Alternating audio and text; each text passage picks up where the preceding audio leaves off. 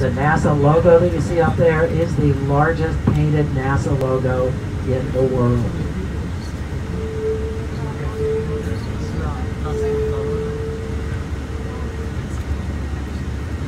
Now we also have three large cube-shaped buildings up ahead of us here on the right. They're beige buildings. The first two have blue trim along the top. These are the old shuttle orbiter processing facilities. These used to be big garages where the shuttle orbiters stayed in between their missions. So you'd have an orbiter come back from a mission, go into one of these three buildings.